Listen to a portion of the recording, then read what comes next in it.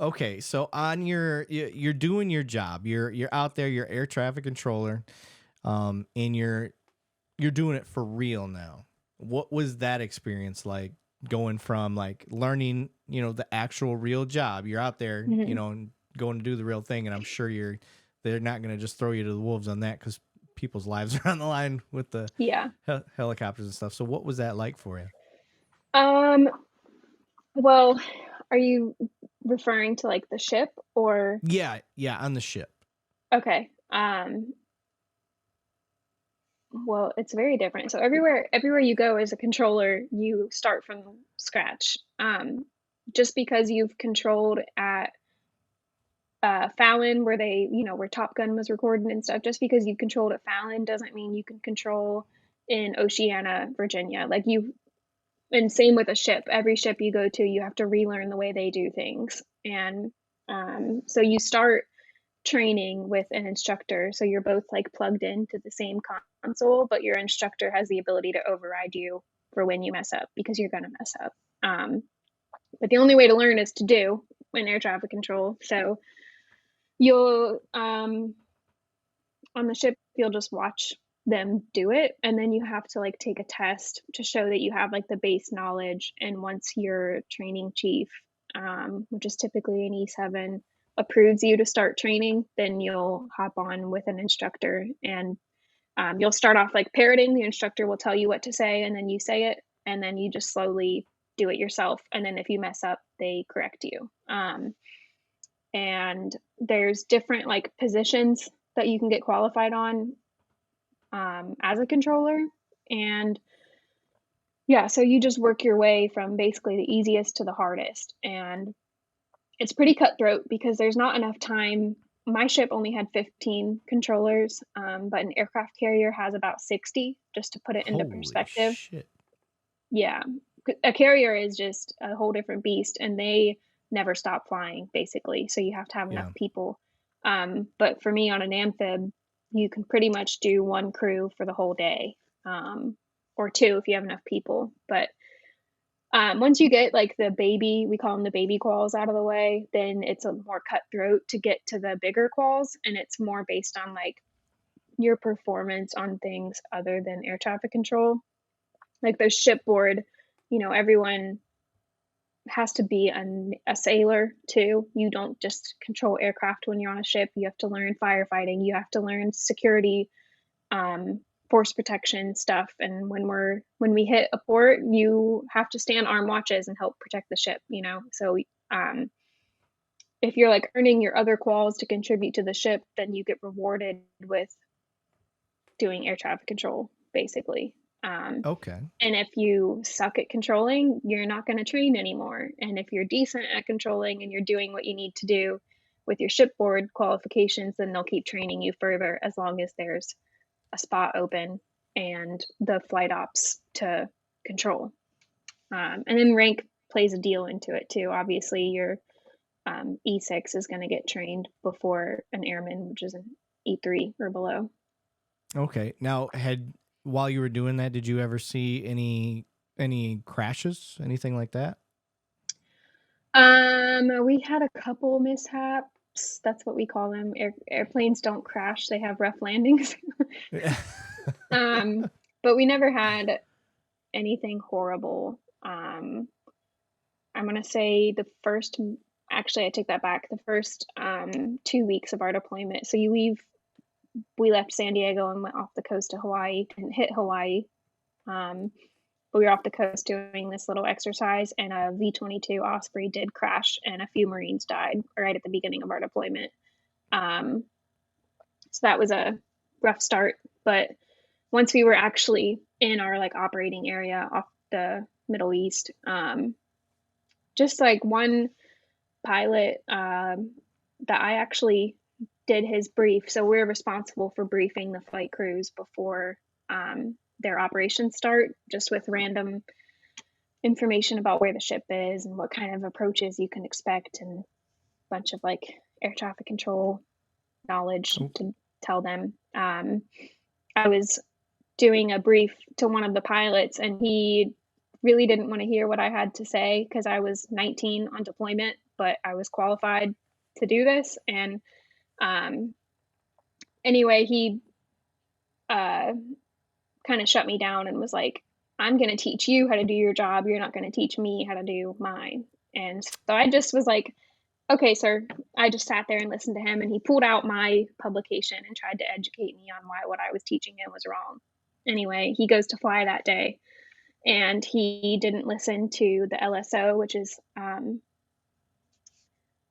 so he helps them actually land. It's a pilot that's up in like we call it pry fly, basically windows so that you can see the flight deck. We're in a radar room, so we get them to where they can see the ship, and then the LSO takes over. And guides them in. Yeah, and he tells them like if you're too high, low, if you need to slow down, move left or right, whatever. And he didn't listen to the LSO, and he decided to land anyway. And he was too low, and he chopped the landing gear off on his And Harrier. just slid. And yeah, kind of just slid onto the flight deck, and the gear landed in the hangar bay. Like people that were working in there saw this Oh, like gear just fly in. And he messed up the flight deck. We had to close that spot for a few months until we could get it fixed. He got sent home, and that whole time I was just thinking, karma, dude. Like that sucks for you. damn.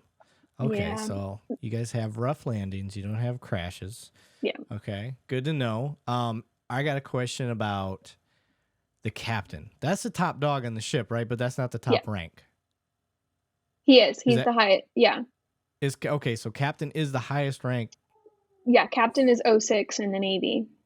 Okay, and that's the highest rank on the ship. Yeah. Sometimes like Because an I know there's admiral on admirals and board. stuff like that, but Yeah. the captain, he doesn't matter if there's an admiral on board or not. He runs that shit, right? Yeah.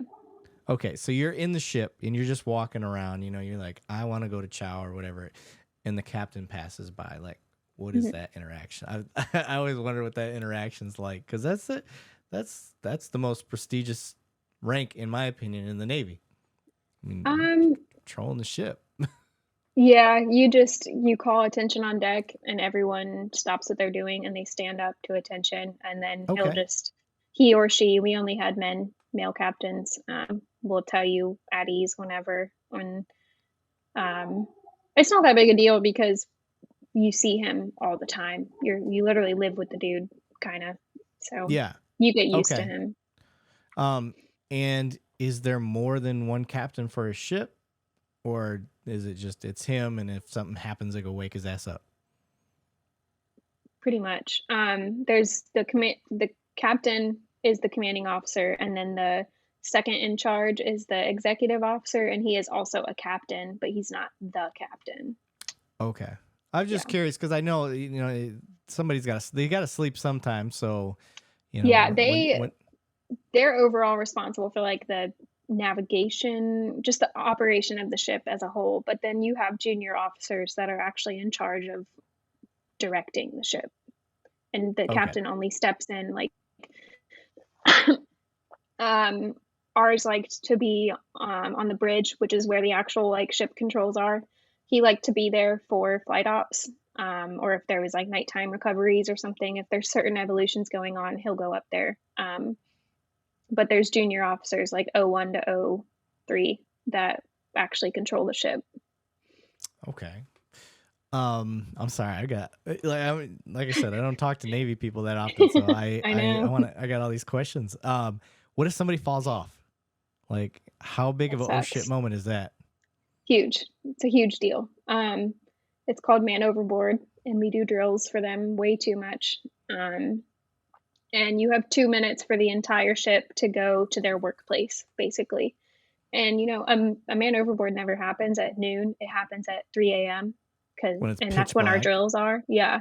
Yeah. So you have different people have different jobs. Some people, their only job is to go to their workplace, and you have to muster, which is just check in. And everyone has to call this central office to say that we're all accounted for, or everyone's accounted for with the exception of this person. And that's how you find out who's in the water, is everyone mustering within 2 minutes. And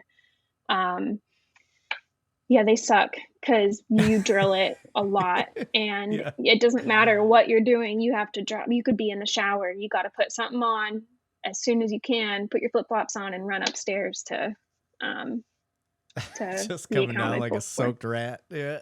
Yeah, for real, or just straight out of bed, or, it doesn't matter what you're doing, you gotta get up to your workspace as soon as possible. It sucks when it's on my deployment, we never had an actual man overboard. There were a lot of false alarms. If um, like a life jacket got thrown overboard, they light up when they're in the water. So if someone sees it, they're gonna call man overboard. Oh, Um, okay. so yeah, lots of stuff like that would happen. I did go to another ship um, for some training and to help them train their controllers, and we did have a real man overboard, and they were able to recover them. No shit. I hear it's Mhm. really difficult. Like it doesn't matter, like It's you. yeah, if you're well, the ship is going, I don't know, 20 knots maybe. I don't know how fast ships go, but if the ship is going, even if it's 15 miles an hour in 2 minutes, plus the drift of the ocean and the wind and the current, and you can be really far. And there's people that have to like mark the ship's location as soon as it happens, and they factor in drift and the current and wind and all of that stuff to try to help determine where they think the person would be.